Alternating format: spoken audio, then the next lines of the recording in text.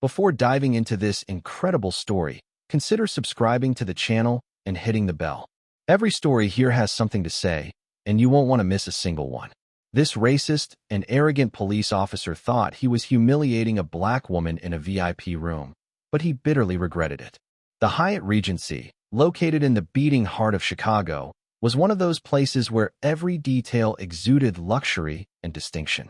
That evening, the lobby seemed like something out of a dream. Crystal chandeliers hung like stars illuminating the ceiling, while the white marble floor brilliantly reflected the guests' footsteps. The walls were decorated with modern paintings and carefully arranged floral installations, diffusing a subtle scent of jasmine and precious woods. An elegant crowd, dressed in tailored suits and evening gowns, strolled in small groups, chatting with hushed laughter and refined voices. Waiters in black and white livery glided among the guests, offering glasses of champagne and delicate appetizers. Amid this hushed scene, Jessica Reynolds walked with quiet grace. A black woman in her 40s, wearing an elegant but understated dress that underscored her status without ostentation. Jessica wasn't just a passing customer. She was a force in the business world, the CEO of a thriving tech startup renowned for its innovation and social engagement. She was also a passionate speaker, an advocate for racial equality, and a respected voice in the most exclusive circles. Yet despite her remarkable career, she still felt the weight of the biased glances and silent judgments cast her way, especially in places like this, where the white elite seemed to reign supreme. Every step toward the VIP reception was an act of silent defiance. Jessica knew the codes, knew she had to be impeccable, flawless. She breathed deeply, a slight smile on her lips, determined not to let anything show. But in the shadows, a few meters away, Officer Derek Collins had already fixed his gaze. Derek was a white police officer in his 30s, on duty that evening as an extra security guard at the hotel. He wore his uniform with aggressive confidence, and his face held an expression hardened by arrogance. Derek had a history of complaints of discriminatory behavior, complaints often dismissed or minimized, which had reinforced his sense of impunity. He'd been watching Jessica from the doorway, his eyes narrowing in a mixture of contempt and hostility. To him, this black woman had no place in this world he considered reserved for those who really mattered. Every detail of her posture, her outfit, seemed like a provocation. When Jessica calmly approached the VIP hostess and politely and precisely asked for her reservation, Derek couldn't help his impulse. He abruptly intervened, cutting off the conversation with an icy, condescending voice. "Hey, miss, this isn't the place for you. Are you sure you have a reservation?" The tone was clear. He was questioning his legitimacy of being there, without any proof, just on prejudice. Jessica, caught off guard for a split second, felt tension rise within her. But she kept her emotions in check, her gaze never wavering. Her voice remained calm and firm. "Yes, Agent Collins. I have a reservation for the presidential suite in the name of Reynolds. May I come through?" Derek narrowed his eyes, interpreting her response as a challenge. Without giving up ground, he discreetly signaled another officer to join him, ready to apply pressure, confident that he would get his way. Derek walked toward Jessica with that smirk of his, the kind you wear when you think you have complete control over a situation. His voice softened into a mock reassurance, but his words were a stab disguised as banality. "I'm going to have to check your ID and search your belongings. We can't take any risks in this kind of place." The murmur of conversation died away almost instantly. Jessica felt a chill run down her spine, but it wasn't fear.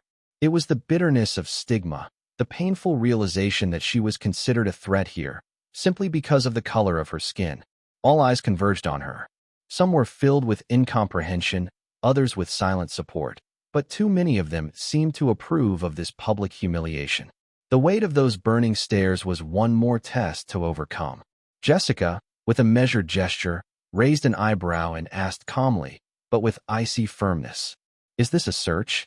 Derek nodded, his smile fading to reveal a harder, almost contemptuous expression. "Yes, we don't make exceptions, especially for someone like you." These words, heavy with racist undertones, echoed like a sentence in the hushed air of the room. Jessica gritted her teeth, but her composure remained intact. Without a word, she opened her purse and held out her wallet, silently defying this act of humiliation. Derek rummaged roughly, his clumsy, impatient hands turning over each item as if desperately searching for an excuse to confirm his prejudices. He slid the cards out, flipped the sleeves, grabbed his phone, and then his tablet with the same misplaced aggression, as if it concealed something illegal. At that precise moment, a man approached with a determined gait. Robert Hayes, the hotel's security director, a white man known for his integrity and strong sense of justice, placed a firm hand on Derek's shoulder. In a clear and authoritative voice, he declared, "Derek, that's enough. Jessica Reynolds is a VIP client. She has a confirmed reservation. You're overstepping your bounds." Derek's body stiffened, a flash of irritation flashing in his eyes. Yet his deep-rooted arrogance kept him from backing down. He looked away from Robert and back at Jessica, haughtily ignoring the warning, ready to continue his abusive behavior.